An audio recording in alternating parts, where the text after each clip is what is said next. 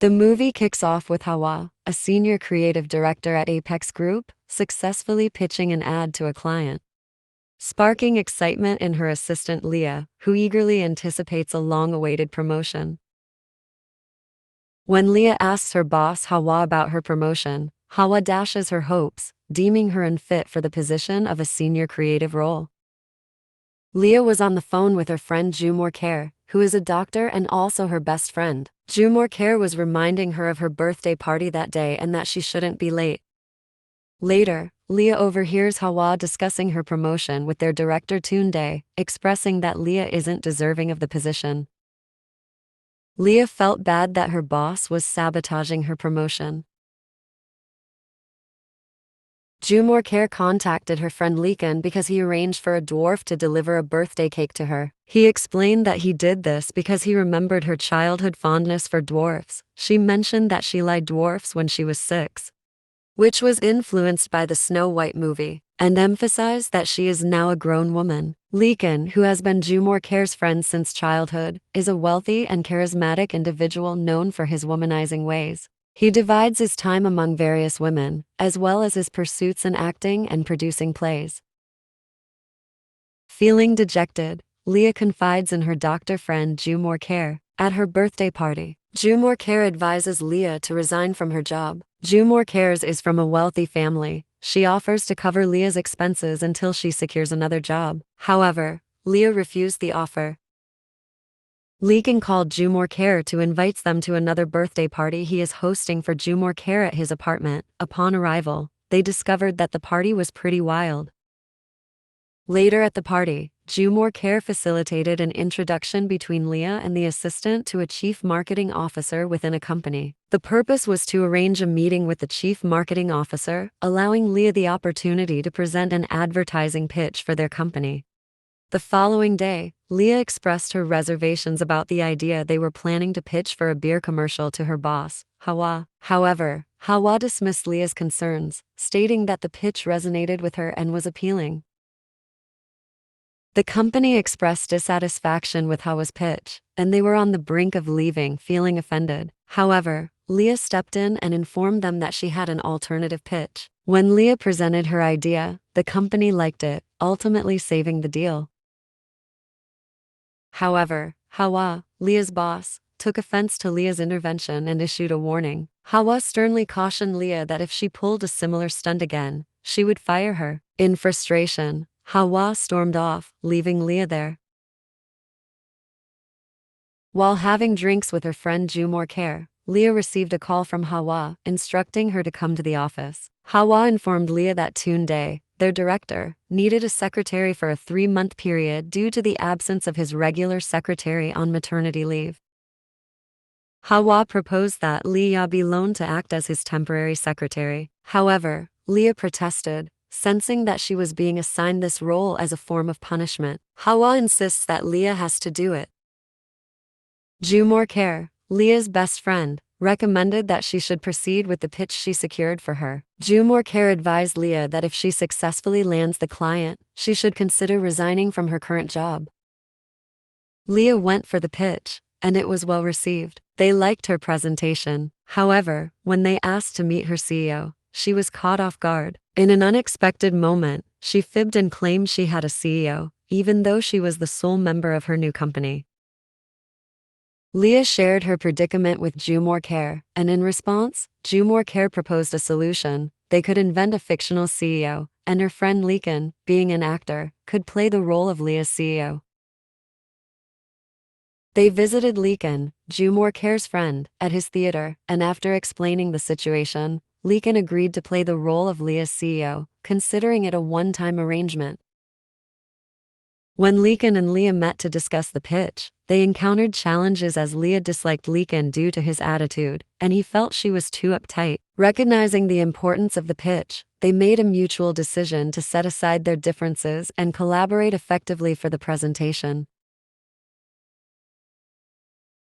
The pitch was successful, and they got the client. However, Lekan called Liah to express dissatisfaction, stating that their agreement was initially intended as a one-time thing, yet he received calls for about 5 more pitches.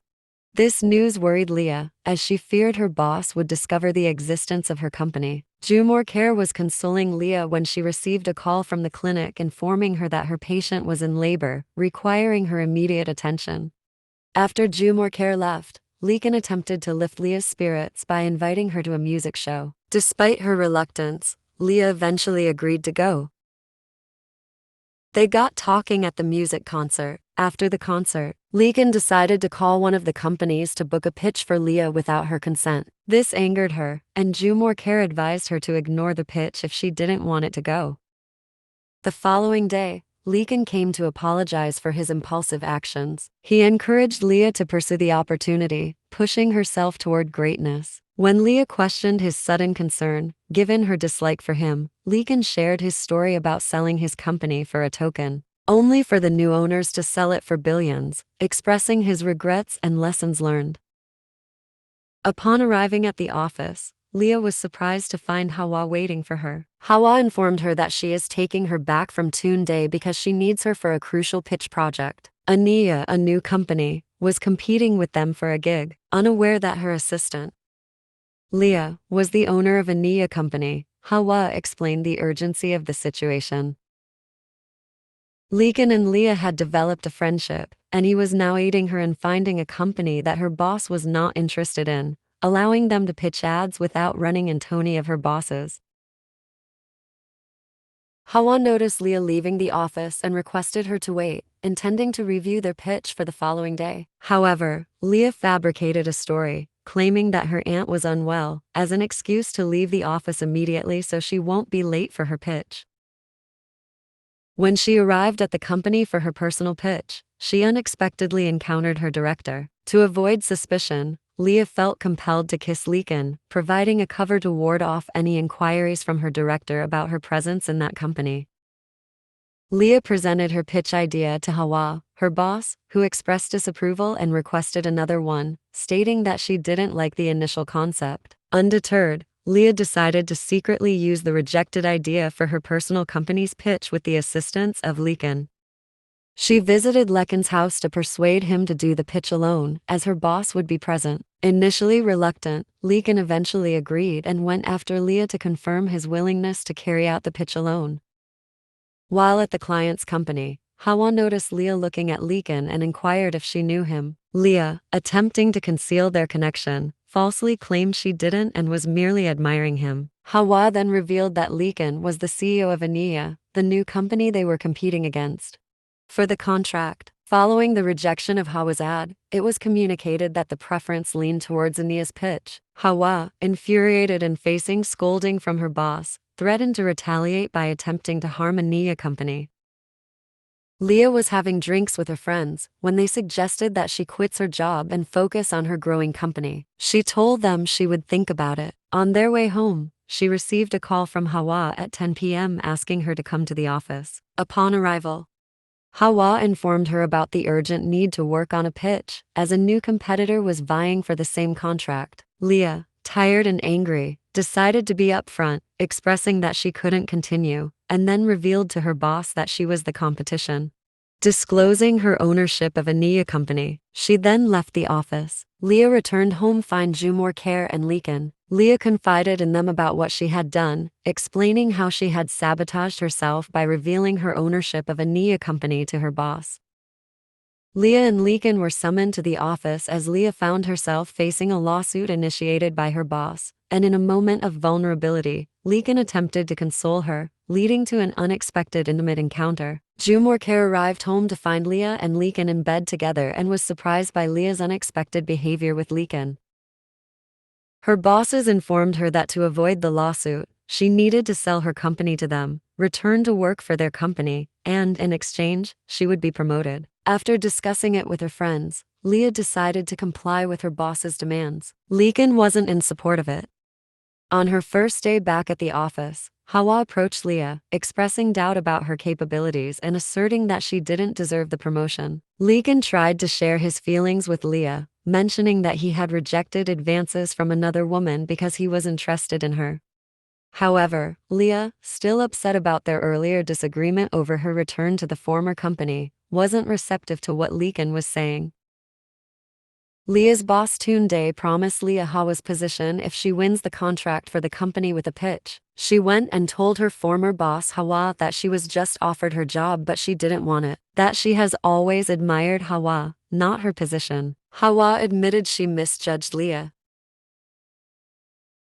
Liah got the contract for her company and also won an award at the annual Advertising Society Gala. After Hauwa was fired, she approached Liah, offering advice cause Liah was taking over Hauwa's position, but Liah insisted that she didn't want her position.